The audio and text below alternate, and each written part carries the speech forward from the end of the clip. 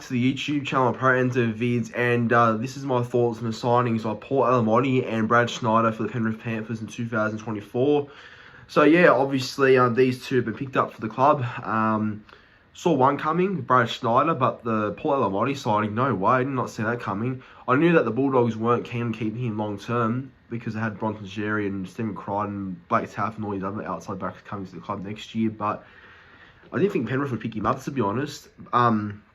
It's an interesting pickup though, because you know he could really work out really, and I mean really well. Alamoti at Penrith, there's a lot of potential in that.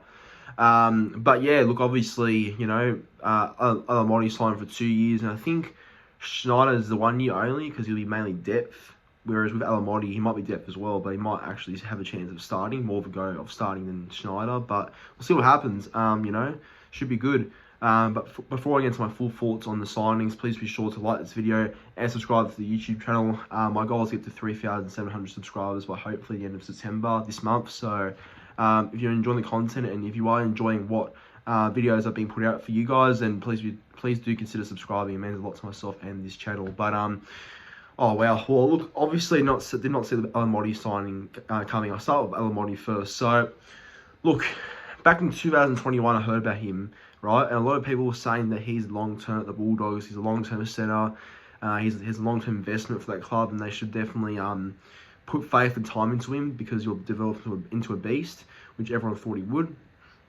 And look, obviously, most 18 to 19-year-old centres, you know, not all of them develop straight away. It takes time. It may take a year, it may take 2 years, it may take 3 years for them to reach their full best, you know.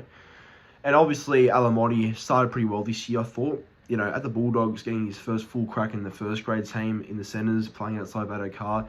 You know, he started all right. He actually started all right in trials. He played pretty well. And, you know, round one against Manly, the game I was obviously at for every Manly game I go to.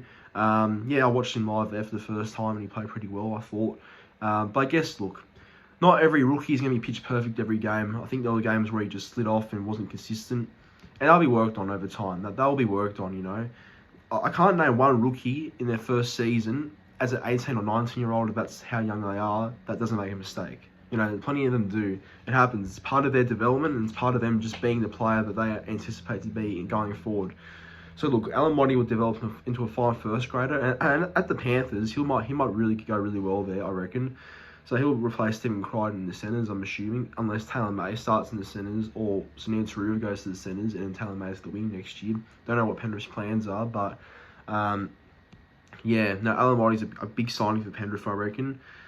He's big and mobile, and people say he's, you know, not a good defender, but which is, you know, obviously going to take time. I mean, many players can't defend well, but I think at Penrith, the way they work and the way they train, it's going to help Alamoti develop a record, so they'll fix his defence in no time.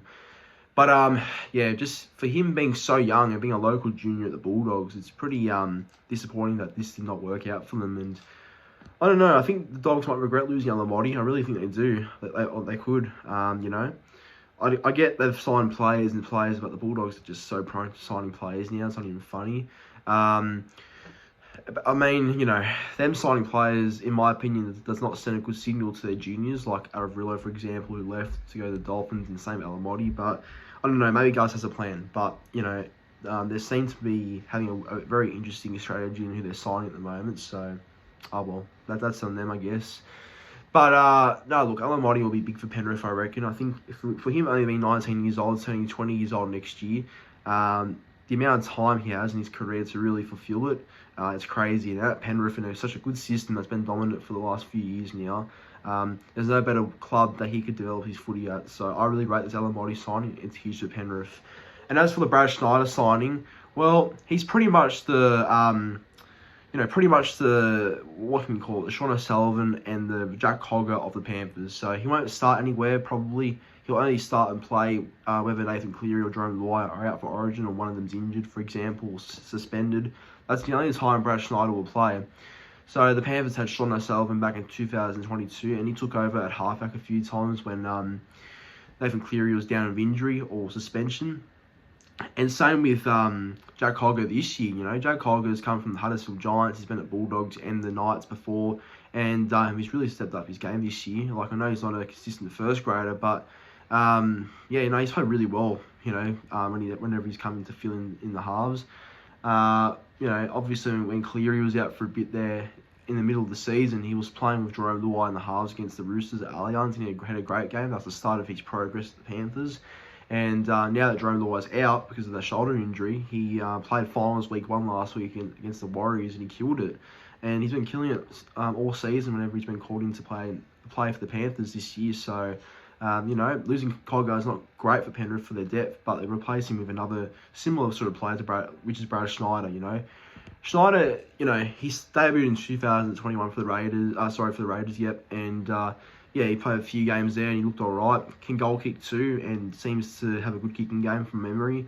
Not really a permanent first grader, no way, but he'll do exactly what I think he will be at the Panthers, be that Sean O'Sullivan and Jack Cogger backup at best. But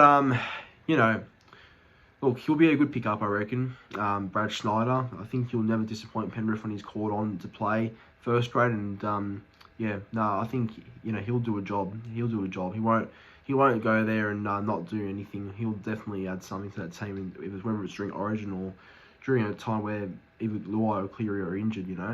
So I rate both signings for Penrith, and I think it's good, purchases by both I guess from the Panthers, but just good decisions to sign Alamoti and Schneider. Very smart strategy in getting them both, because that's positions they need. A backup half and a potentially good centre. So it works out well.